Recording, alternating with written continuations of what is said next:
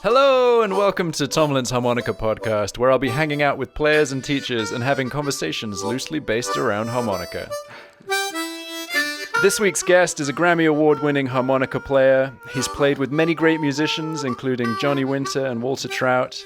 He's well known for his lightning-fast playing and complete mastery of the overblows and overdraws, which he combines with an extensive pedalboard to create a unique sound on the harmonica. He's one of my all-time harmonica heroes. He is Jason Ricci. How you doing, Jason?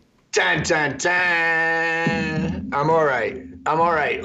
First of all, let's just go down the list of shit you just said about me, and sorry. Can I swear on this podcast?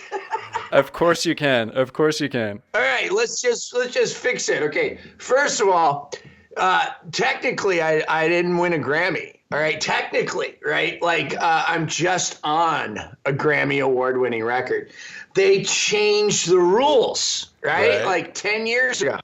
Yeah, so only the producer now and the artist whose name is on the record gets the Grammys. So it used to be if you were played on a Grammy award-winning record, you won a Grammy. That's not true anymore. Oh, man. So I have this cheap little Grammy certificate that says but I'm not actually eligible for the trophy that costs $250 if you win it. Oh, do you have to pay for it? Would you expect anything less in this business, right? Anything, right? So there's number one. Number two, complete mastery of overblows. Okay, look, maybe I can do them okay, but I don't know where to put them all the time. All right. That's all I got. So I just had to correct that. That's fair. That's fair. Well, that sucks about the Grammy. I still feel that you're a Grammy award-winning player. In my mind, you are. My man. So for listeners who don't know where you are, whereabouts are you based? New Orleans, Louisiana. Proudly. Go Saints. Very cool. And what's it like there at the moment? Because I think different places are having a slightly different experience of the situation. They just announced that all public gatherings for the entire year of 2020 are canceled. Oh, wow. Yep. Supposedly we're either the worst or the second worst city in the United States in terms of actual supposed infection for coronavirus. And, a lot of that's because we had Mardi Gras here right at the right time when, people didn't know that the virus was being carried by everybody. And we had millions of people in the city from out of town, from all over the world, That's really scary. Are you actually in the city, or you're a little bit further out? No, I'm right in the middle. I'm right downtown. Shit. Yeah.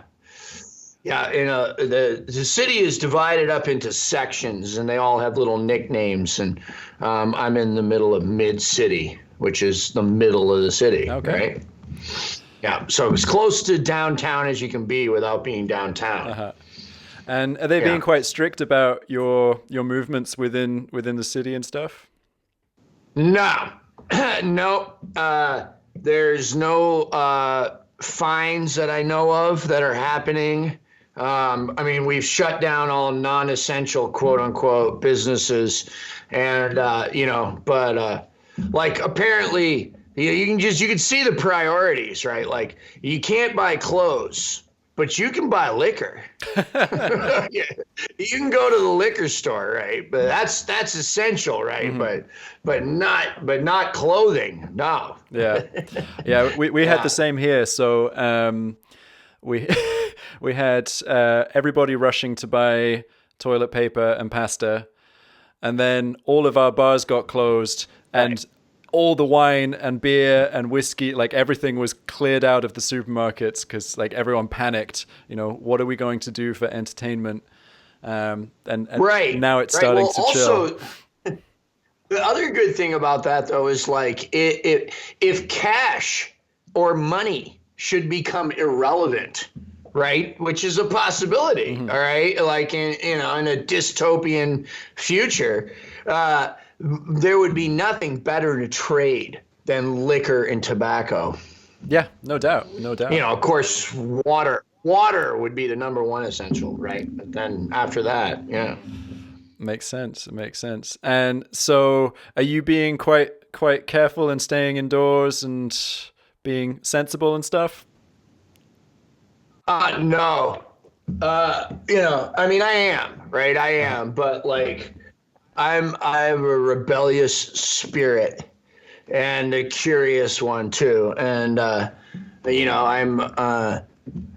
having the band over this Saturday to do a show online. I'm at a place now where I think there's probably has already been more deaths related to untreated non-coronavirus related deaths that have gone unchecked from medical systems, and probably starvation in India already from the shutdown there, and soon to be crime related deaths from people who can't get money to eat. All right. So, I'm not being sensible. I'm not. I believe I'm healthy, and so are my bandmates. And everything that I've read about from people with degrees from MIT and immunization and immunity and biological engineering and stuff says that diseases, I think that old people and people susceptible with outside causes, they should remain indoors. But I believe the rest of us should go back to work. Yeah. Right? I mean, most of us are okay. Like, check it out. Like, I'm pretty sure I had the virus. Pretty sure, right? Like, let me detail what happened to me. I had 7 days where I couldn't taste or smell anything, Tomlin. Wow. Anything. Like, I could drink coffee, black coffee, iced, as if it was water. I could put soap on my tongue. I couldn't smell shampoo, couldn't smell anything, garbage, nothing. Couldn't smell a thing. All right. Had 101.7 fever and a mild cough that would exhibit itself in the evening. Okay. That lasted like the nose smelling and tasting thing lasted 7 or 8 days. The cold and flu symptoms themselves lasted about 3 days. After that, I was completely fine. That seems to be the report. The doctors told me directly, do not go get tested if you're not in any danger. Yeah. Like, if you can breathe, don't even bother to go out just to add to the statistics, because you could infect more people. So just stay inside, right? That's what I did. I was fine. It was one of the mildest flus that I personally have ever had. I'm not saying it hasn't been dangerous for other people, but for me, it was less dangerous than, or less life-changing than a regular flu virus for me. Yeah. And we don't even know that I even had it. But those are the symptoms, aren't they? Yeah, yeah. Not absolutely. tasting or smelling. Right. Yeah, it's kind of weird because I live in the north of the UK in Scotland, and we haven't had anywhere near as many cases as they've had further south. And so there's kind of always this question when you talk to someone on the phone or Skype or whatever. It's like, so do you know anyone who's had it? And none of us do. And then I talk to people in London. It's like, oh yeah, there's this list of this, and this, and it's a completely different scenario. Yeah. But it's weird. The thing that I found that made it the first time I got scared going outside, which is such a weird thing to say, is when I put a scarf over my face a couple of days ago, just to be super kind of careful. And that made me feel like something was wrong. And that was the first time I felt scared being outside. The rest of the time it's been pretty relaxed. And yeah.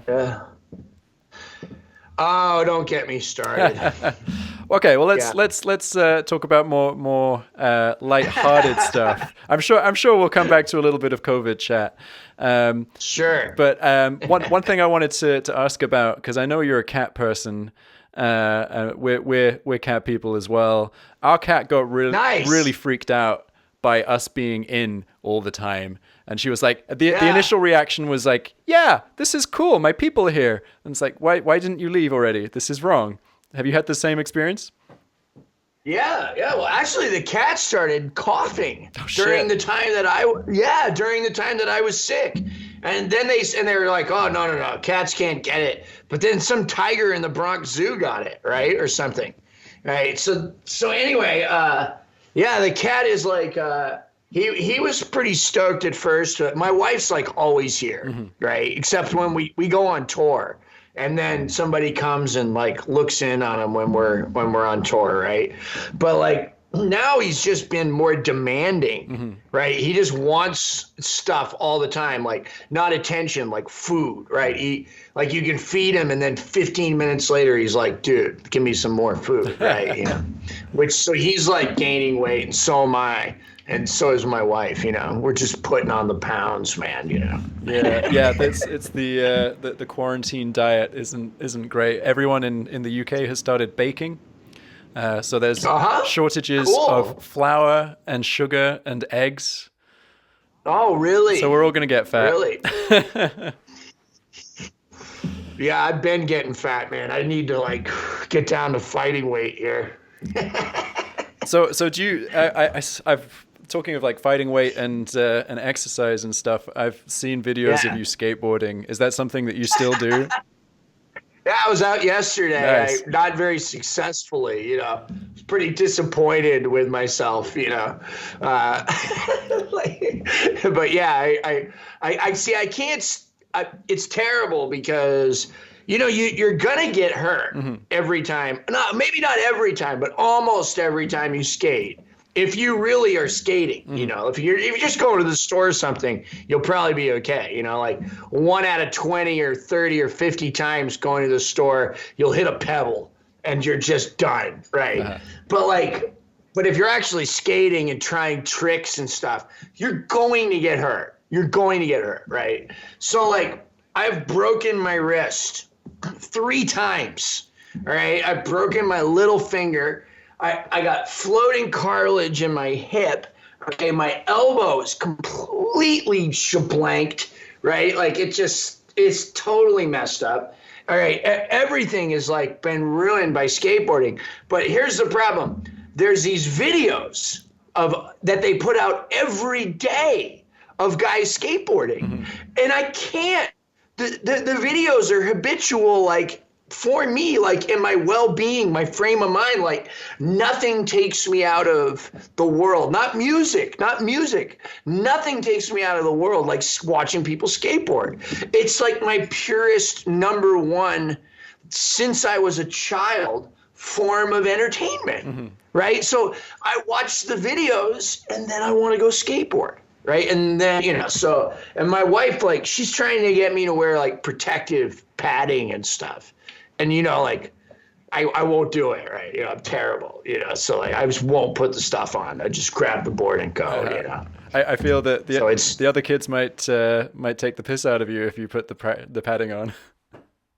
Dude, there's some of that. I'm not gonna lie, But yeah, man, it's not good for like a music career. Like breaking your wrist as a harmonica player is a bad thing, Yeah. Well, I mean, not as bad as guitar, but for me, that's the issue. There are all these things that I've always wanted to do. I've wanted to skate, I've wanted to snowboard, and I'm a guitarist as well. And I'm so precious about my hands. It's like I can't do anything that's risky, which makes me feel really boring and like an old man. I think I knew that you snowboarded. Well, I've never been. That. I want to snowboard, but I'm scared to. Oh. Did you maybe mention that with Will in the Will Wild thing? Possibly. Okay, I can't remember. But yeah, no, snowboarding's fun. Yeah, you hit your butt more than anything in snowboarding. But yeah, wrists are possible too. Yeah, but snow's a lot more forgiving though than concrete. True. Yeah. True. All right, so let's have a really quick side on the live streaming gigs, because you said you're doing another one with the band. I watched a bit of the one that you did. I think it was like 3 weeks ago or something. That was cool. Yeah. Thanks, man. How'd you find it? How'd you find getting the audience interaction without getting the audience interaction? Well, I mean, we got reviewed in Offbeat magazine, okay, which is the New Orleans music magazine. So, like, I've had limited, like, extremely limited coverage in that magazine, even though I've lived here, you know, off and on a lot since 2010, right? You know, the city is like, they love you when you first get here, but then after a couple of years, they're like, hey, what high school did you go to? And they're looking, you know, they're looking for that local connection. And if you don't have that, you know, you might get like play second fiddle for a little while, right? Which is cool. I like that. I like that it protects its own culture, right? You know, that's one area that, like, you know, transient, quote unquote, gentrification can't touch. The city loves its own. Okay. But we did an online concert and they wrote a beautiful review of us, right? So that was really interesting, right? Like, I did a show in my house and I got more attention than playing at like the Maple Leaf or Chicky Wawa or some of the bigger clubs here in town, you know, or the cooler clubs, not bigger, but cooler. Anyway, yeah, it's going okay. I think the amount of people doing online shows right now is overwhelming the listening audience. You know, there was this thing, you know, back in the day where labels were served as filters for the public. You know, you had to be good, number one, and you had to be kind of, you know, you had to be at least sort of good or original. Right. And then maybe not good, but original. And then, you know, you had to be serious, meaning this is what you wanted to do with your life in order to get on a label. Right. In order for a label to spend money on you, they had to believe that there was a potential for return, right, of that money. And what that did back in the day was it created a filter. So you might not have access to all the artists in the world, and sure, there were some great guys that play on their porch that went unnoticed, and the invention of the internet made it possible for us to see some of these people on their porch and or YouTube, right? And this was cool. And then we had Spotify and download file sharing, illegal file sharing, and all of this stuff. And that kind of leveled the whole label playing field. And now all of a sudden, it's really hard to have that filter. All right. There's so much information, and you got guys that are having success with one song that went viral on YouTube. Yeah. Okay. Or a performance even of them just playing over a jam tracks. Right.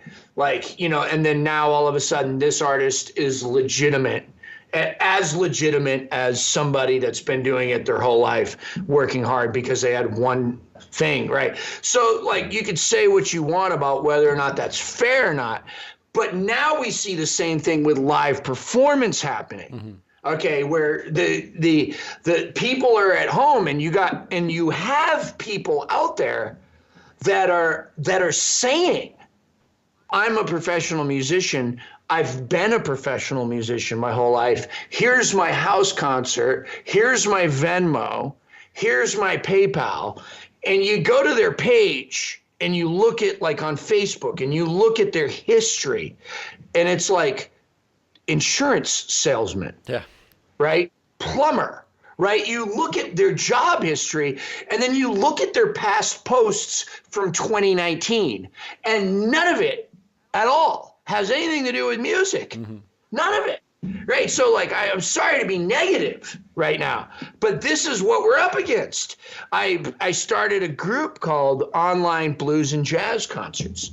and I post anything and everything that is supposedly from an artist that has lost income due to the coronavirus, okay, the pandemic, the shutdown, whatever you want to call it.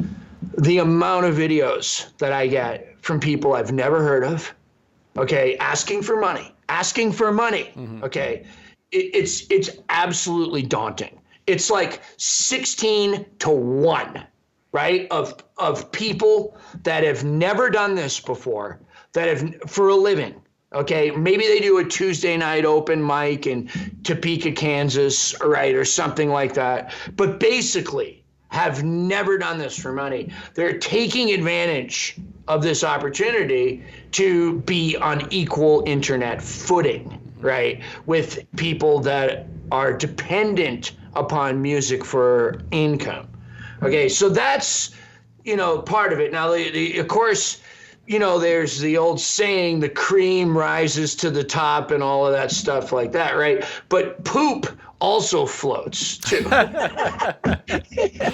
So like, it's kind of messed up, man, and like, sometimes I feel like we'll see how this new concert goes. The first one generated about $1,800 for the band. Wow. Which is a significant amount of money. So I was able to pay the guys like $500 a piece, and Kate and I didn't take anything or took very little because I'm teaching online. And as long as I have students coming in, I'm not dependent upon live music for income. So all of these concerns that I'm voicing to you that sound like they are rooted in a bit of resentment, I'm not denying that they are. All right. What I am saying is that it's not about me. I'm fine. It's about people that I'm looking at that don't teach harmonica or guitar or banjo or whatever, right? They're just simply out of work, and now they're suddenly having to find themselves learning to use GarageBand and OBS and all of this different like buffering software and camera angles and mixing and all of this stuff that should have been the job of somebody else in the industry is now up to us to do. And it's just crazy. It's crazy. It is crazy, but I think that it's kind of an indication of where we've been for the last at least 10 years in that, the industry has not been kind to people who aren't kind of keeping on top of all the latest technology and all the different things people have to self-manage now, and they have to run their own brand, right? Which is great right. if you have that mindset.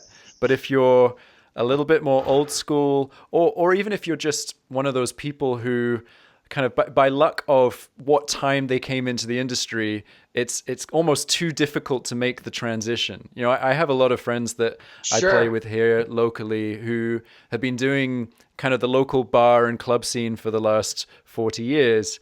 And, their income has completely fallen off a cliff, and they're not going to start doing online stuff. They don't know how to start doing that stuff. Right.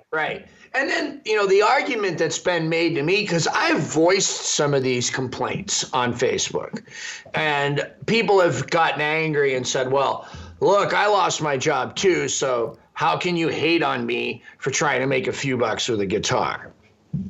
I get it. They're scrounging. They're trying to do what they got to do.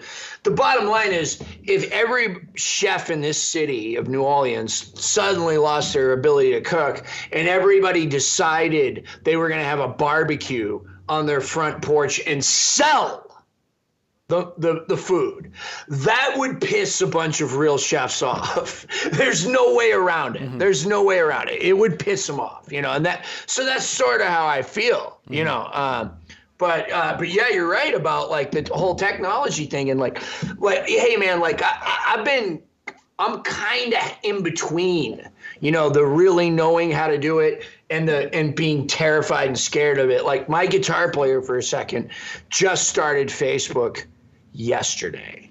Wow. Okay. Right. And he doesn't even know how to use email or anything. Okay. So he's completely devastated by this. All right. On the other hand, I'm Generation X. I'm the generation that's not, really into technology, but I'm not scared of it either. Mm-hmm. Okay, but I'm not like tied to my phone all day either. And I don't have scheduled Instagram posts that I do, or I'm not like forcing myself to hit Instagram at noon, hit Facebook at 10 a.m., hit YouTube I don't do that. And that's what it takes nowadays to continue to do really well. If you look at like some of the artists, like Dennis Grunling, for example, he's got like Microphone Mondays, and like and like we were talking the other day, and he's like, well, I don't have nearly as many subscribers as you do, Jay. Well, that's the only reason that he doesn't have as many as me is because I've been doing it since almost the day that YouTube came out. Okay, I was excited by YouTube. It was like pirate radio to me. I was like, wow, I can suddenly now say whatever I want to say on YouTube, right? But Dennis will surpass me in subscribers probably by the end of the year, just because he's more consistent about how he puts out content. I have too many mental health issues and personal problems to be responsible enough to post regularly, Yeah, there is a lot in that, in the kind of, it's almost kind of detracted from the kind of natural music creativity.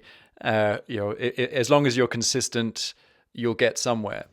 But right. I do still think, I know you said that shit floats as well, but I think cream does rise to the top. And yeah, I think you're right, man. You're right. Keep going. Sorry. Well, no, I mean, I think what we're having at the moment is we've got such a profoundly extreme adjustment period because it's just been so kabam. What would have taken years and years to transition into has been forced on us in the space of a couple of weeks. So it's going to be really messy for a while. But I think, if kind of long term, when we get a little bit more stable, the good musicians will be the ones that people seek out. And I think the numbers are something to be careful of. I call them vanity metrics. It's, you can have thousands and thousands of subscribers, but that doesn't always mean a loving, loyal fan base. But it's nice. It's true though, because I mean, you have. I hope so. I mean, yeah. Go ahead. Well, sorry. I'm going to stroke your ego a little bit more. You have that super loyal, loving fan base, and you do have a decent subscriber level, but it's not kind of giant if we look at YouTube numbers. We look at the people, like the YouTubers that kids want to be. They have millions and millions of subscribers, and that's a whole different story. But you don't need millions and millions of subscribers if you have, that 1,000 true fans that love everything you do and want to support you. I hear you. And I mean, and I think like that, that speaks that was demonstrated by the YouTube concert we did that generated nearly $2,000. It was like $1,800 or something like that. It was like, wow. Like I had no idea. Now it'll be interesting to see this coming Saturday if that money is the same, because we're into the pandemic. More people have lost their jobs. More people are preparing to save their money. Suddenly artists, singers, songwriters, guitars, harmonicas, saxophones, suddenly we're not quite as important as we were 3 weeks ago. Yeah. All right. You know what I mean? Now it might be time to save money in case we need to shut down for another few months or longer. Yeah, no doubt. And I'm assuming that there isn't anything really in place yet in the US to kind of replace lost earnings for musicians and that kind of thing. Well, your assumptions are really on point. Yeah, there's supposedly like this new gig workers, unemployment. It's supposed to be $600 a week or something. But I know numerous people that have applied for it and not one that's received it. So there's that. Yeah. That's. And I'm sure you've heard about the $1,200 stimulus check that we're supposed to get.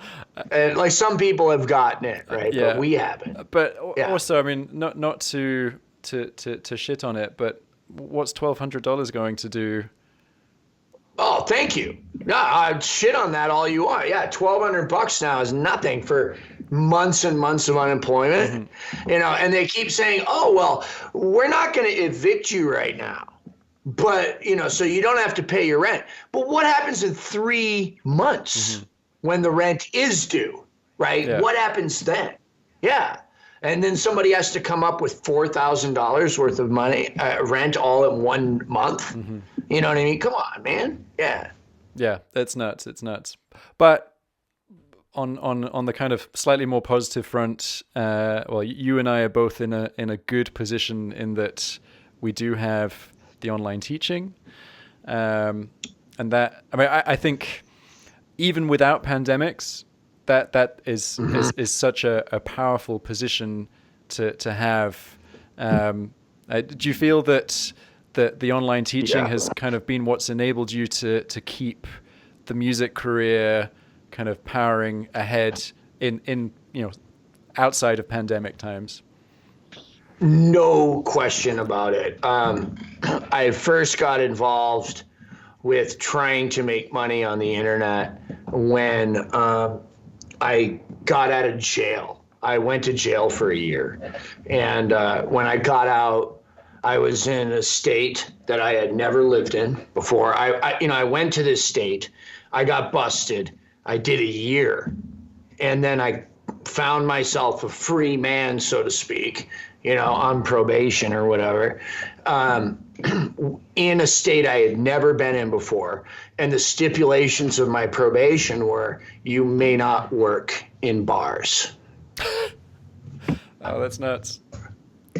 So I finally started to listen to the fan base that had been asking me for a couple of years. At that time, this is like 2011. Like, would you do Skype lessons? Suddenly I became open to this idea, right? Because, it's better than getting a job. Yeah. Right. So I learned how to do it. And at first I was not as, I had taught harmonica, I'd done John Gindick camps and had individual students come over to the house and stuff. But I hadn't really developed a curriculum, complete with PDF files and jam tracks and ideas about how to develop a musician. That happened over the course of, I would say, like it maybe took like a couple of years before I was really good at teaching. Okay. I had to read books on teaching, to get good at teaching, and I did. And hanging out with Winslow Yerxa too, is helpful. Winslow is very analytical, as I'm sure you know. And so like hanging out with him and running the Harmonica Collective and running a teaching camp, or sort of, you can't use the term camp because that's John Gindick's term, but a teaching convention, that was helpful. And then later it became, when I got off of probation and could tour again and could work in bars, the difference is I suddenly was now able to pick and choose the gigs that I wanted to play. Because I had this income, I could say no to a show that might not present me in the best possible spotlight. Mm-hmm. So when I did want to play, I could say, okay, this is a good club, and this is the amount of money that I deserve to be paid, and I'm going to take this show. And instead of having to take a show that in a nearby club or something that wasn't as good, that would then prevent me from ever getting the gig that pays better because they knew that I took a job for less money. So because of the instruction and money coming in online, even customizing harmonicas, selling customized harmonicas, things like that, all of that stuff enabled me to be able to say no to people that didn't have, or to situations that didn't have my best interests for the future at heart. No, that's it makes a huge difference to have a little bit more agency. I think that's a huge deal. But one thing that I think that I've noticed from your videos that you don't necessarily see from kind of players who do some teaching is that you genuinely care so much about kind of taking quite difficult grand concepts and breaking them down into something that a relative novice can approach, and so they can kind of see, the trajectory from I'm starting here and I want to be Jason Ricci, and like here are these building blocks, and okay, I need to put thousands of hours in repeating this thing, but I think you obviously care about making it approachable. Well, I mean, I'm not a very disciplined or academic minded individual. Okay. So I remember what it was like to have the Junior Wells Hot Licks video, which teaches you nothing. Okay. Which starts off with, I don't know how to teach you how to play harmonica. Like, that's like the first thing he says in the video is he says, I can't teach you to play harmonica. It's like the first thing he says, right? To go from that to then trying to decipher Howard Levy's first VHS tape that came out. And I mean, it's like, God, like, how am I going to ever figure, like, I have no background in music theory. I didn't pay attention in class as a kid. I didn't learn how to read music. I don't know what harmony is, right? All of these problems. And then over the years, kind of being thrown into the lion's den of gigging and being around musicians, bass players, guitar players, drummers, piano players, saxophone players, who then started communicating to me in this language and having to learn that in the pit, right? In the belly of the beast. So I learned it. And so now it's like I'm trying to fill a niche on YouTube, right? Like I'm not there to become the #1 harmonica source on YouTube. That's not exciting to me. Because I feel like Adam Gussow and Ronnie Shellist already have the awesome, like, best way to teach a beginner on YouTube. Yeah. Right. And then, like, you got guys like Konstantin Reinfeld and other people out there that are teaching advanced concepts really, really, really well. Like, I can kind of follow along, right? Like, kind of a little bit, but and then you got guys like Howard, who I can't follow at all. I'm sorry, Howard, if you're listening, I can't follow your stuff, right? Like, I didn't start playing piano at age 2. Right? Like, it's just not part of my background, right? I'm like these other cats more than they think I am. You know, these people that are like, I don't want to learn no damn harmony, and scales is no good for me. And you know what I mean? I understand where they're coming from, right? So, like, but I'm a huge scale guy. I'm big into harmony as long as it relates to the first chord, the fourth chord, and the fifth chord. And as long as those are 7th or 9th chords, we're good, right? You know what I mean? Like major 7 major chords of major triads, I'm good. But, like, yeah, can I arpeggiate the 6th chord on a diatonic harmonica and cross harp? No, I can't even do that. You know, should I be working on that? Yeah, totally. Yeah, I should be. Right. But I'm so fascinated with rhythm and what you can do with 5 notes in a bar that, like, I'm like, oh man, I don't know. But I need to take my own advice that I give my students, you know. Gosh. It's funny. You are the regular example that I use when my students say, why should I learn the minor pentatonic scale? Why do I need to practice it over and over and over? It's like, well, if you take your vitamins and you eat your greens, then you'll be able to play stuff like Jason Ricci. Yeah, man. I mean, the minor pentatonic scale is such a great example because for me, like for the harmonica players that are listening, okay, well, first of all, it's useful, right? It's a good scale for like blues and jazz and funk and rock and roll, all right? But like it also teaches you how to keep the third flatted in second position, right? Which is, of course, a minor third. It's the note that defines the key as being minor. And which should teach you that in any position that you learn it in, okay? But still, second position being most beginners' go-to place. I understand that. It's good. It's a good position, right?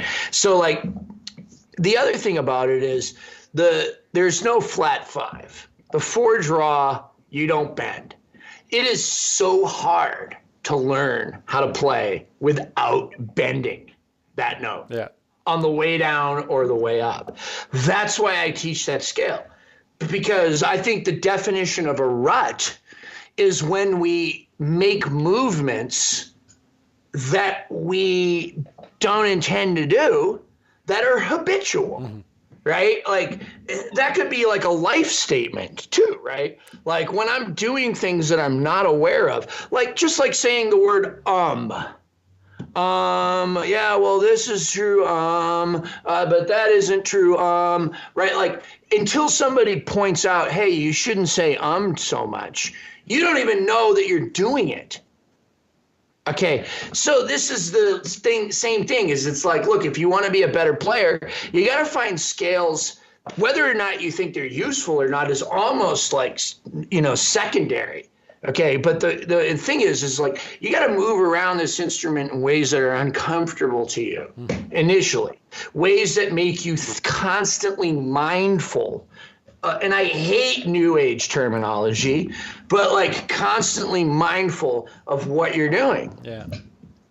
No doubt. I mean, I was chatting to Lee Sankey about this and about the kind of mental model of the instrument that you are kind of trying to build up.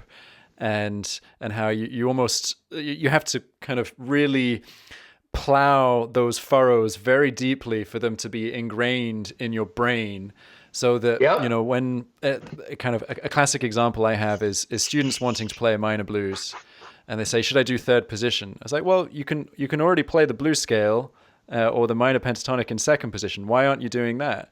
And they're like, well, I keep hitting these notes that don't work. It's like, yeah, those aren't in the scale. You should know what circumstances they work in, but you should also know where, how they don't fit into that scale.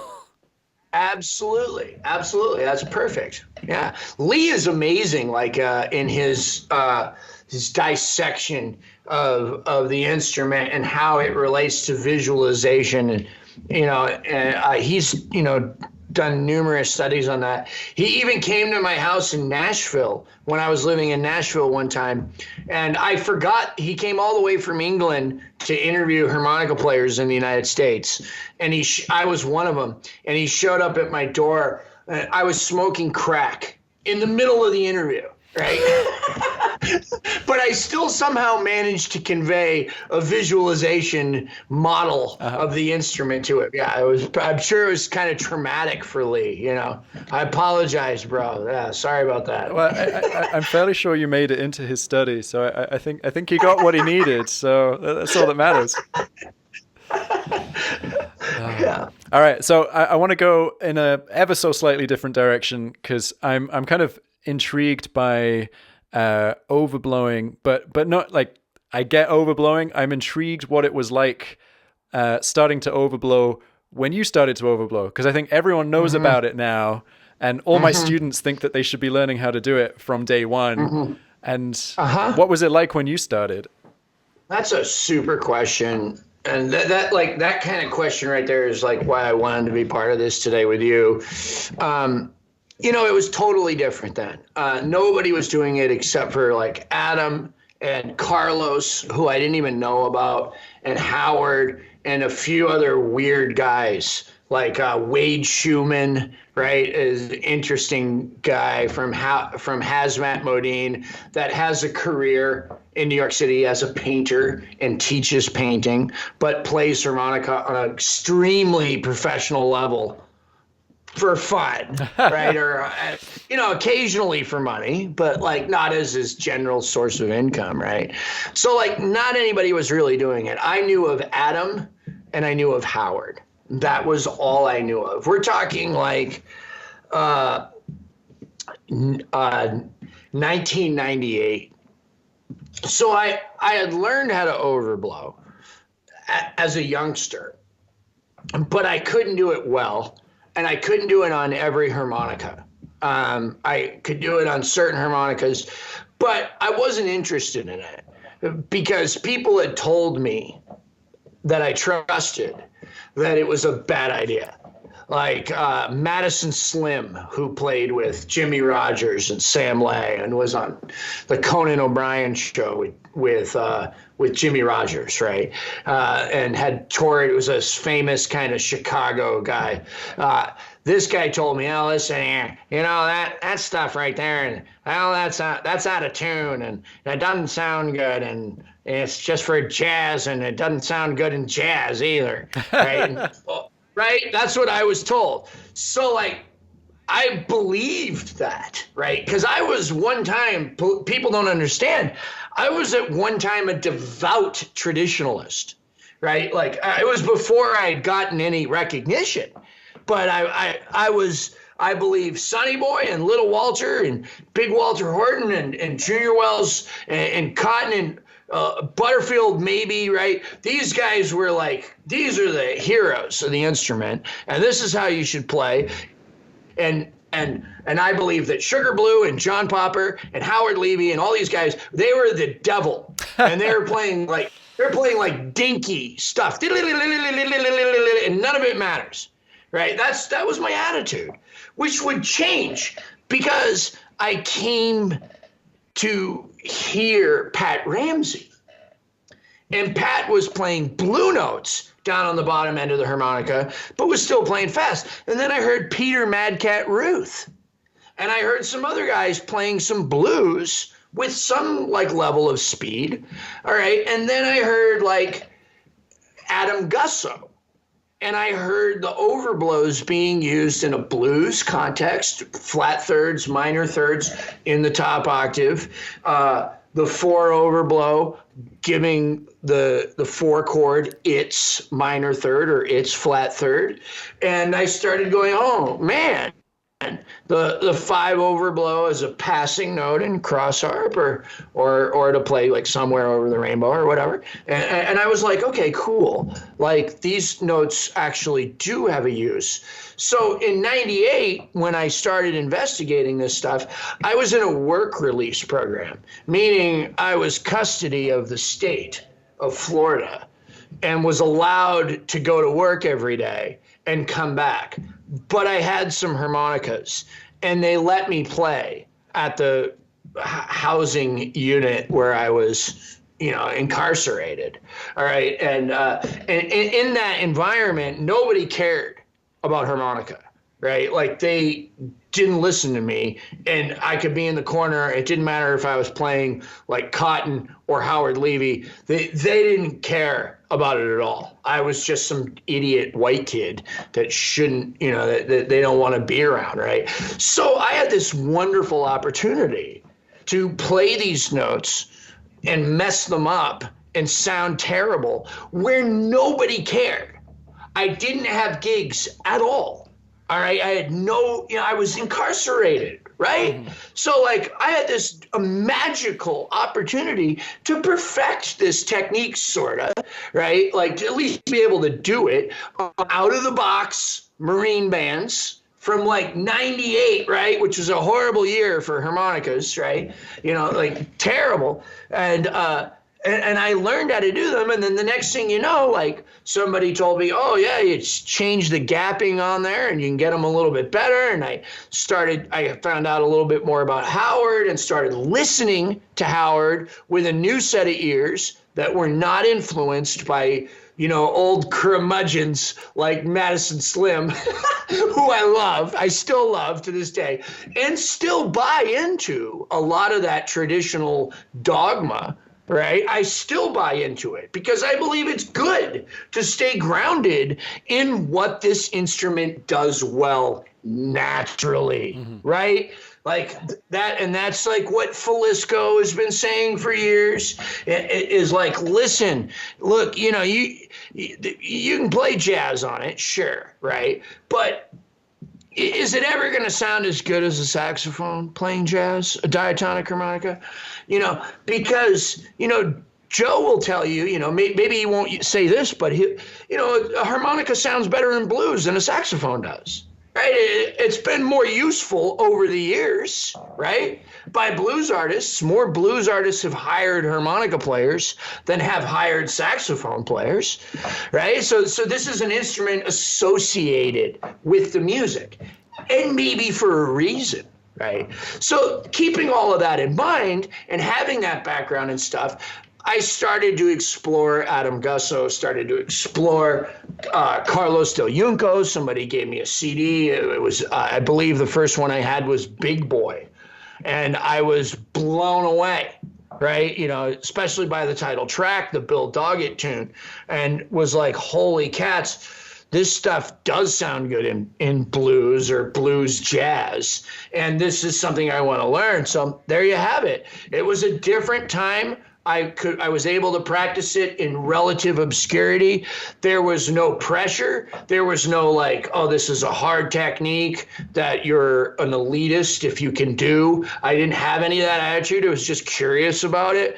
I think there's a lot more baggage surrounding overblowing now than there was when I learned. And I think that's one of the reasons I was able to kind of learn it was just some weird new thing that nobody was doing. So who cares, right? If it sounds kind of weird or stuff at first, right? I'm trying to do shit, That's cool. It's kind of harmonica's a weird world, and harmonica's been a very weird world for me because I feel it's a place of incredibly strong opinions. And I had a kind of similar experience of really not being part of any kind of harmonica community. I learned harmonica watching Adam videos, watching your videos, watching Ronnie. And then I started playing harmonica in my bands here in Scotland and, not seeing harmonica players playing live. So I was just like, oh, well, harmonica's like my guitar. I'm going to learn to play guitar stuff on it. Not thinking about anything outside of that. And then it's awesome. It was awesome in some ways, but like I'm very late to the game discovering like the old stuff and the really cool kind of traditional techniques and things. And right. It's taken me sitting in a room with David Barrett and kind of watching him play and doing workshops with him. I've taught with him, and then he explains why tongue blocking is useful. And I was like, shit. Why haven't I been practicing that? I was like, why did I spend all this time working on overblows? So it's, I think it's really difficult to stick to your guns in harmonica because there is this language that we're all supposed to speak. I agree with you. However, I think that the paradigm is changing remarkably.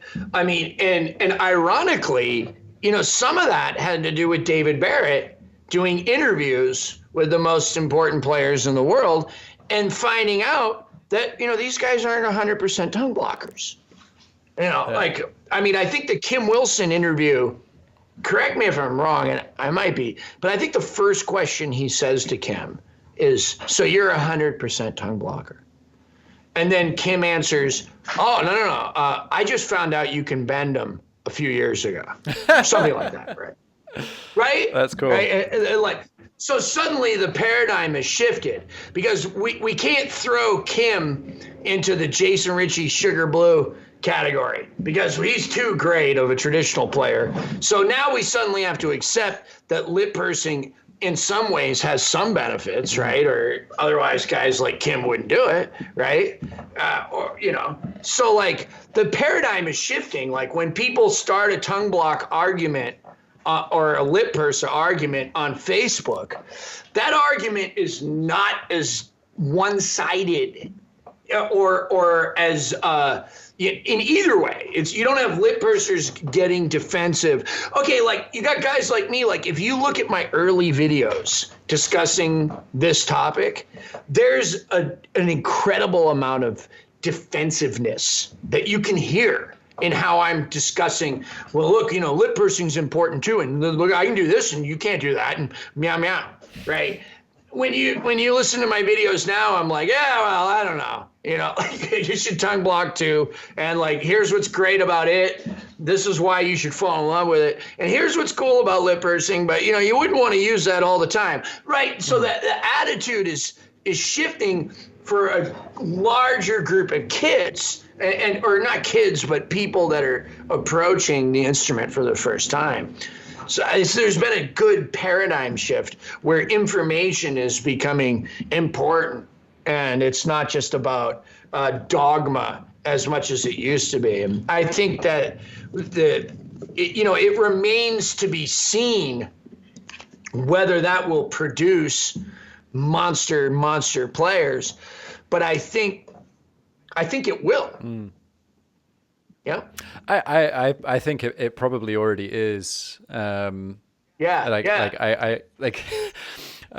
seeing guys who I'm pretty young, and then I'm seeing guys who are 10 years younger than me, and like Konstantin, and you're just like, right, what the fuck are you doing? Like, where are these sounds coming from?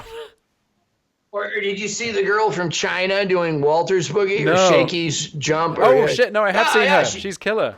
Yeah, she's like tongue blocking Big Walter, right? Like perfectly, like as good as the masters, right? And then she's also can play Flight of the Bumblebee on a diatonic. Mm-hmm. And she's like 10. Yeah. It's nuts. It's nuts. But I mean, one thing that I'm holding on to, and this might just be me being unrealistic, is that there's, which is likely, but I kind of see all these people who've maybe learnt on YouTube and kind of become very technical. Maybe there is still room for kind of the old school way of learning musicality, because I sometimes feel that there's musicality missing. Not from necessarily anyone that we've mentioned, but just when, like in the guitar world, for example, there are so many shredders coming through now that have just taken it to a whole other level. But then can they hold down a really cool groove in a band? Right. No, I don't think your motives for that opinion are off base or overly rooted in self. I think you're right. That no matter what, the bottom line is that it's my belief that art predominantly imitates life. Mm-hmm. And if you don't have something to say, you're missing the point of creating music. If you're a good painter and you can technically nail everything so that it looks like a photograph, that doesn't necessarily translate to create art. Technique can be measured. Mm-hmm. It can be measured. But like, hey, listen, I really dig Junior Kimbrough. Like, I really dig him. Like, I think, like, I mean, not just because I played with him, right? Like, when I listen to the music, like I got more into Junior after I left that area and stopped hanging out with him. I got more into him afterwards than I was when I was there. And, Junior's not a technically great guitar player. I'm sorry, he's not. He's just not. But he's so interesting and so creative that it supersedes that for me. And so my favorite, I think my favorite harmonica player is probably Taj Mahal, right? Like, because when I listen to him, I have fun. Yeah. And I get excited about harmonica again. Right. And like that's a thing that happens to people who don't play. They listen to a guy and they go, that sounds great, and I'm having fun. And, look, man, like, if you spend years, it's the same result either way, right? Like, if you spend years getting really, really technically proficient on an instrument, and that's all you broadcast, whether that be on YouTube or a live performance, what the end result is this. People will listen to you, and for about 3 or 4 minutes, they'll go, holy shit, that's amazing. Wow, I can't believe it. And then they go, right? They just hear a bunch of barrage of notes. Same thing goes if you got another guy who is complete traditionalist, who plays like pretty much in the same key all the time with the same collection of notes that are available on the diatonic, with the same embouchure, with the same kind of grooves. For about 3 or 4 minutes, it's like, holy crap, that's amazing. I love that. And then after a while, you're like, So the idea is to look for that middle ground, right? That to find that gray area where you know, and like an artist for me that is indicative of that is Pat Ramsey. You know, when I listen to Pat, I hear a fair share of technique, but I also hear an incredible amount of soul and feeling. You know, same with somebody like a jazz artist like Charlie Parker. When you listen to Bird, you hear a ton of blues. You hear a ton of just expression that has nothing to do with arpeggiating this chord or that. It's just Bird singing, you know, so beautifully, right? Yeah. Yeah. No, you've put it very, very concisely. And I think that it's you do it really well with the material that you play in terms of the kinds of things you select, because you know I've seen you do Paganini, I've seen you play funk, I've seen you play blues and jazz, and then you know you come out with Dirty Memory with J.J. Appleton, and that's kind of a lot more traditional sounding.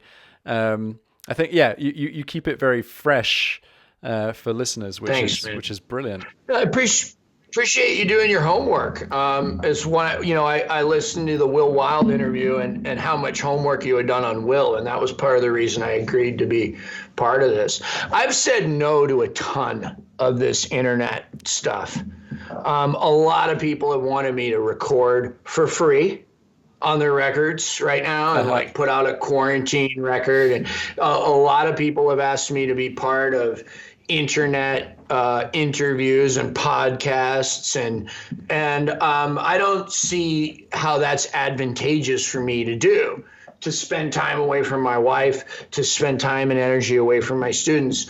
But you just dropping the Dirty Memory thing is why I'm here, you know. And that was a record I decided, okay, look, I'm going to tongue block single notes on this, like a lot, right? Like I'm going to do that. So I'm going to practice not doing so much, you know, extracurricular BS. And I'm going to try to do the best supportive job I can do, you know. And look, man, I fail frequently. Like when I listen to my own playing, you know, look, I'm impressed with certain things that I do because they're improvisational. Mm-hmm. So I can't do them again.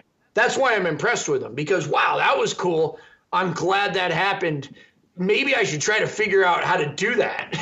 Like, even though I just did it perfectly, I can't necessarily do it again because it's an idea. Mm-hmm. It's not a lick.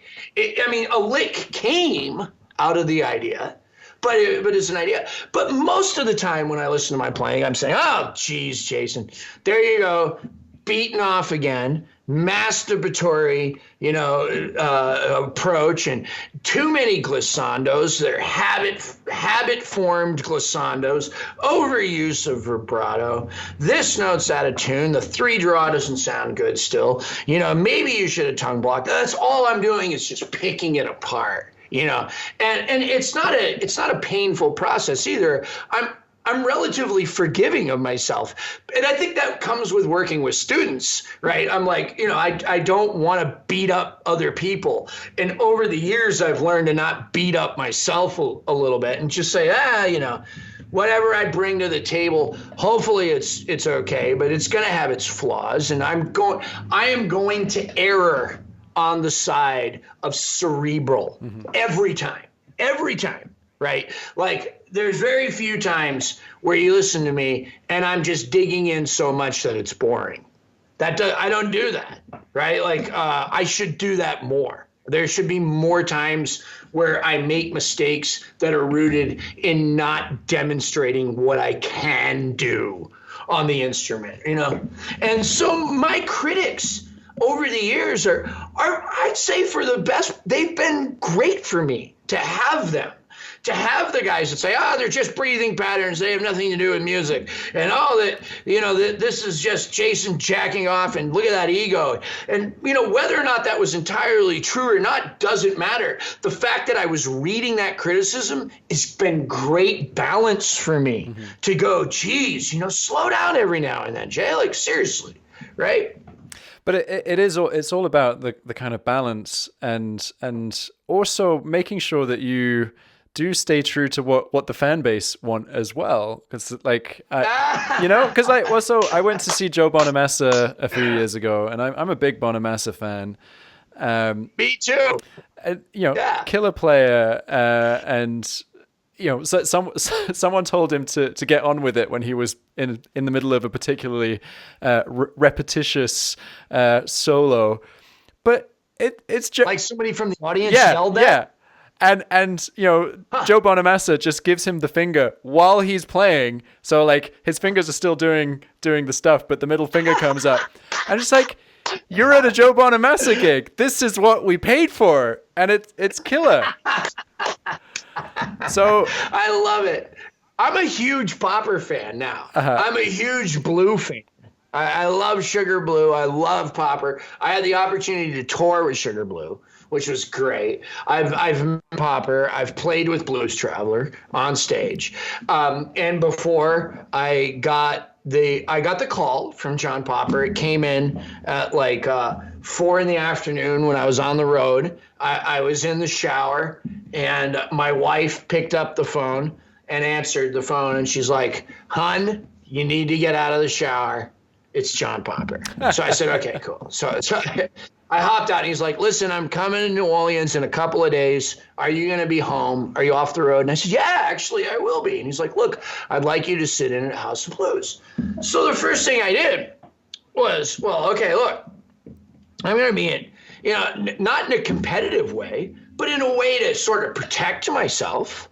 I studied some Popper for a few days, for a couple of days, right? Like I sat there and listened to what he did. I practiced some Mixolydian shit, and I tried to get good at what he does. It was not easy. Okay, it was not easy. And anybody that wants to critique that style, hey man, you're free to have your opinions about it, but try it. Mm-hmm. Try it. Like the majority of the people that I hear that say that they can play like that absolutely cannot. They usually sound like when they try to do it, right? It sounds like a child trying to do it. They don't sound anything like, they don't have any of the technique or the control that Popper demonstrates. Not to mention the melodic beauty and when he does stop and hits a note for a second or two, for a bar or for a couple of beats, holy Christmas, is that the right note? Yeah. You know what I mean? Yeah. Yeah. No doubt. And yeah, I think there's so much space for different types of player, and I think it's really important, especially in harmonica, because the greats, and by the greats I do mean the Sonnies and the Walters, the people who we all acknowledge are great. It's really easy to just focus on them and just be like, just look backwards all the time, and right. That's part of the education, but it's also great having these harmonica heroes that go in a different direction. I was chatting to P.T. Gazelle the other day, and he's just such a killer player of a different sort, kind of doing the valves playing rather than the overblow playing. And it's just so sweet and melodic and expressive and different. Yeah, it's beautiful and it's wonderful. But there has to be sort of an Oedipus Rex sort of psychology at some point. I mean, if you're a professional, if you're looking to do this for a living or to become super advanced artistically, at some point you have to say, I'm going to kill my father. All right. Yeah. And you have to do that. Right. And I'm going to fuck my mom while I'm at it. Right. But you gotta do that. And that's the whole Oedipus story. Right. Mm-hmm. You know, these aren't my words. You know, this is Greek mythology here. All right. As a metaphor, you know, so like the idea is like, hey, listen, you know, like Little Walter was great, but he was a forward thinker in his time. Mm-hmm. And yes, he studied John Lee Williamson. Sure. All right. And his early work, we hear the influence of John Lee Williamson. But then at a certain point, we hear no influence at all. We hear something that's completely 100% Walter. And what he's thinking of is musical concepts and musical ideas, including amplification, including like hallway reverb, however that was achieved, and slap back, and all these types of technological advances that he's incorporating into the music. So like, why wouldn't you, at some point when you've done your homework, when you can play a few Little Walter songs, why wouldn't you, you know, approach it in a similar way, right? Like when we listen to Juke, when we listen to the outtake of Juke, it doesn't even go, it doesn't even do that. The second version doesn't do any of the licks of the first version, really. Certainly not the same way, or in any way. It's a shuffle in E, is what the song is. It's not. It's a moment in time of an improvisational, spontaneous composition. Okay, that's what it is. We don't hear it ever repeated that same way again. You know, and I doubt when he went on tour, even after the song was a hit, he may have done, you know, a couple of his own licks, right, to open the tune, maybe, right? We don't have reference, but I guarantee you that Roller Coaster, Juke, The Rocker, and all those songs were never duplicated the same way again. Yeah, no doubt. And that's something, I mean, that's valuable information to think about. Now, I'm not saying don't learn the songs note for note, but you have to take into consideration that this music is largely based in improvisation, and so is jazz music. And what we see lacking from some of the prodigy type of talent that's been coming out of like Eastern countries, right? Like Asia and stuff. I have guys, I've had students that have come to me from Korea and Japan and China via Skype. And when I first hear them play, I'm 100% intimidated. I'm like, there is no way I have anything to offer you. You're a better harmonica player than I am. They're playing Charlie Parker Omnibook stuff on Diatonic. They're playing my stuff back to me, note for note, perfectly, better than I can play it, with better, clear, more accurate intonation on the 3-draw, more accurate intonation on the 5 overblow, right? Vibrato on the overblows, okay? Better than I can. But then I ask them to play a shuffle in E. And I say, all right, just go ahead and play. And the first question almost always out of their mouth is, well, what do I play? What do you mean? What do you play? What do you feel like playing? It's an E chord. It's an E7 chord. So here's your notes, you know, that make up E7. You have some fun with them. Well, I don't know what to, but it won't be good, Mr. Jason. You know, what do you mean? Just do it. But I don't know what did Little Walter do? What did you do? Who cares what I did? Do what you did, man. Do what you do. Oh, I can't do that. Yeah, there's resistance. The whole idea that improvisational music is about improvisation has sort of been lost, right? Like over the years, right? You know, not just with blues players, but also with jazz players. You know, so it's crazy. It's crazy. Yeah, no doubt. I mean, I think that's a more of a classical approach to instrument tuition, and I've had a few occasions where I've met people who are classical musicians. And I'm like, we should jam, because that's what you do when you meet a musician. You don't have a conversation, you jam, because that's how you have a conversation, right? And so you meet a violinist, and you meet a violinist, you see them play, and you're like, wow, this player is killer. Let's go and jam. and they don't know how. And it's like, I could never play the way you play. I have none of the musicianship of you, but you can't improvise. What's up with that? Right. It's just totally crazy, man. But yeah, PT is a great example. Another one that I wanted to talk about was I was listening to your interview with Tomlin. I'm sorry, me. Tomlin. I was listening to your interview with Will, and you guys got into the whole tuned harmonica subject, right? And like I found it interesting, and like, you know, Will at one point said, well, here's a major 7 on a country tuned harmonica. It can't possibly sound this good as an overblow, no matter how good you are. So the first thing I did after hearing that was I paused it and tried to make the overblow sound as good as the Will Wild tuned, the country tune, not Will Wild tune, but the country tune. And I got kind of closer to making it sound good than I had before for me, right? So like, that's kind of my approach, right? But like, here's the thing, right? So Will mentioned, he said, hey, listen, I had this student that came to me who was playing all 12 positions and all 12 keys, whatever, on a diatonic harmonica, but he couldn't really play and it kind of sounded messed up. Okay.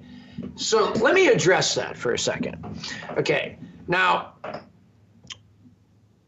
I said earlier, and I mean it, that I've come over the years to the conclusion that Joe Falisco is more right than he is wrong about this instrument. That it basically doesn't do very much very good, right? What does it do really good? It does this.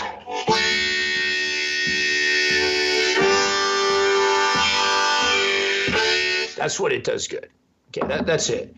All right, everything else is kind of hard fought and hard won or whatever. There's this artist out of Brazil, Octavio Castro. Are you familiar with this guy? No. Okay, so I get this email circa 2003 or something from Brazil, from this guy Octavio Castro, and it says, you need to listen to my record for your career. Wow. So immediately, right, I recognize that there might be a language barrier here. Okay, but even if there's not, and that's what he meant, I like him. I like it, right? So over the years, we started communicating. I did get the record, and he's playing everything on a C diatonic. And here's the thing. It sounds good. It really does. I don't hear a difference between one position or another. Now, that being said, let me make a stipulation. Playing an E flat on a C harmonica, I haven't heard sound good yet. Okay. Yeah, fair. Right? When your major triad is you're in trouble. Okay. Hey, that was on a G art though, but whatever. So I go to Spa, and Octavio has been selected as one of the artists to teach and jam at Spa, and we get to know each other, right, like in person, and the cat is very cool. He's very cool. Now, over the years, a lot of people have asked me why I don't play tuned harmonicas, right? Why wouldn't you try a valved harmonica? Or why wouldn't you try the X reader? Why wouldn't you try a country tuned harmonica? Brendan Powers over the years sent me numerous experimental harmonicas, and I've responded in a very lackluster way of like, I can't figure it out, Brendan. It's hard enough for me to remember how my instrument is tuned. You change one note on the thing, and I'm lost. So Octavio and I were in an instructional Q&A kind of area, and somebody asked me about tuned harmonicas, particularly minor tuned harmonicas, and my response was, well, I I don't mess the order up on me. Don't change the order of the notes. And I also think I added something like, well, okay, so here you have, so you give me the major 7, great. But now the chord changes and I need the old note back. Now I got to bend or overblow to get that note, right? Sure. So like, come on. You know what I mean? How advantageous or how good is it really? Mm-hmm. If it's only good for one song, right? Like, or one kind of song, like, you know, or that always has a major 7 on every chord, well then great, good, use it, right? But still, for me, it's a problem. I know the order of my instrument. Sure, there's advantages and disadvantages to certain notes. That's true all the time. You can tune a harmonica 100 billion different ways. You're still going to have blow notes. Mm-hmm. And you're still not going to be able to get that vibrato on that note or whatever, right? So do I need to have 200 harmonicas to go to a gig, right? So this was my attitude about it. But I still had this kind of attitude against Octavio. Right? Where I was like, you know, man, you know, in my head I was thinking, Octavio, you know, you're kind of an egomaniac. You know, that's what I was thinking. Like, your idea, like, and Will touched on this. Will Wild touched on this, and you guys discussed this concept of, I want to do everything because it's difficult. Right? Or because it's hard, like talking about switching harps in the studio or having 2 harmonicas connected with a magnetic strip, right? This concept of like, well, what's really important is how good does it sound, right? I get that, right? And I agree with that, okay? And this is why I was sort of like feeling like Octavio had something to prove. Right? And that something to prove was not based, in my opinion, at the time, on something musical. Mm-hmm. It was an ego-based, look what this instrument can do, look what it can do in my hands, okay, especially, right? And here we go. Here's, you know, ornithology in E flat on a C harp, right? Okay. So Octavio and I hung out. At the end of the week of Spa, I took him out to dinner, and I bought dinner, and we had a great conversation. And towards the end of dinner, I felt a little more comfortable with Octavio. So me being me, I don't often censor myself. I said, "Hey, Octavio, let me talk to you for a second, bro." I said, "You know this fucking bullshit where you tell everybody you want to learn everything on a C harp." And I said, "You do a really good job of playing it all at C harp. Don't get me wrong. You sound amazing, bro. Right? But let me ask you this. Don't you think you'd sound a lot better if you used a G harp too? Just a G. Just to get a little lower kind of tonality, whatever." And he said, "Jason, remember this week when they asked you the question about the tuned harmonicas? And you said, don't change the order on me?" And I said, "Yeah." And he goes, "Well, when I was a little kid growing up in Brazil, I only had a C harp. C is the root note of one blow. Don't change the order on me." And then I realized that this person was so beautiful, right? And that this technique is absolutely legitimate for him, And it's not based in ego. And it's not based in look what I can do, right? Most of the good players today, Howard and Carlos and Octavio and Will Wild and all of them, we're all just doing the best we can with what we got and where we came from. People may attribute like ego things, and we all have egos, and our ego gets involved in music to various degrees, some more than others, but no matter what, it does. All right. But I was completely wrong about this individual for thinking that. Mm-hmm. He just didn't want C to suddenly be on a different note, a different hole. I'm sorry. It's a really good story. I think, well, from kind of thinking about it from a student's perspective, the only danger with any of this is that a student, you know, someone who's kind of really early on their journey, listens to someone who has a very individual technique, has a very individual way of looking at the instrument and thinks that that's what they need to do, and they try and copy it exactly. I think that that's the danger. And that's not to say that I don't want you to have your way of playing. I don't want Octavio to have his way of playing. But there's also got to be some consistency, I feel, kind of in the early days, so that people can then go off and discover their own way of thinking about it. I couldn't agree with you more. I really couldn't. And like, I thank God every day for the fact that I was a quote unquote blues Nazi. You know, like, I'm glad that I had that background in Little Walter before I discovered Pat Ramsey. That's enabled me to be able to do gigs with people like Nick Moss and to actually play that music correctly. Like, and I use that term not accidentally. Like, Nick Moss is trying at times, most of the time, to recreate a particular moment in time.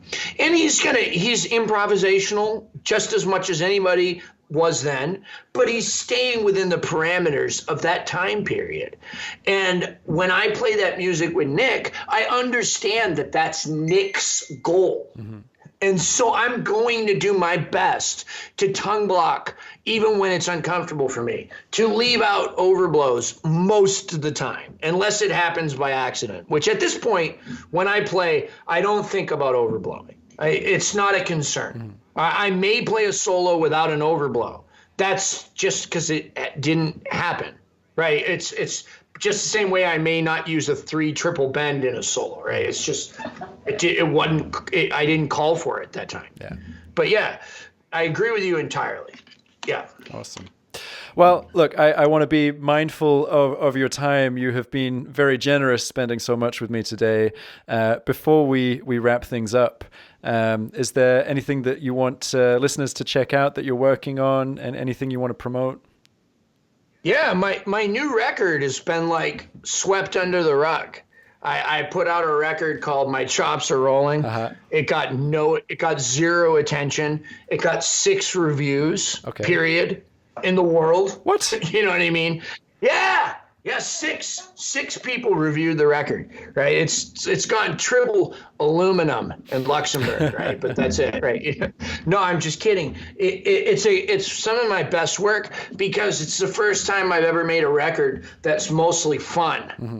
That's not about like drugs and the devil and prostitution and, you know what I mean, horrible subjects that people have come to associate me with, right? But like, you know, like it's more about like having a good time and making some fun improvisational music. And it's pretty. The record is, a lot of it's very, very pretty. There's a lot of major pentatonic stuff on there, and just, you know, it's a fun record. So yeah, like check that one out. You know, everybody should check out Octavio. He's remarkable, a remarkable player from Brazil. And yeah, you and Konstantin Kolcheneko too is very cool. And all those guys, man, there's so much amazing harmonica music out there. Very cool. Well, I've actually been taking notes of everyone you've mentioned, so they're all going to be in the show notes for people to check out. As will. Cool. Get Octavio. You should get Octavio on here. Yeah, I'll check him out. I'll check him out. It's crazy, bro. It's crazy. I also want to draw people's attention to Jason's been doing some kind of streams of Skype lessons on YouTube, which have been very, very cool. Just to check out how a lesson works with the master. So I'll put a link in the show notes to that as well, because that's very, very cool. Awesome. Thank you so much. Thanks. And thank you. Hopefully see you again soon. Thank you so much for listening to this episode of Tomlin's Harmonica Podcast. Don't forget to subscribe and leave a rating and review on your podcast player of choice. Join me next Monday for the next episode. Happy harping!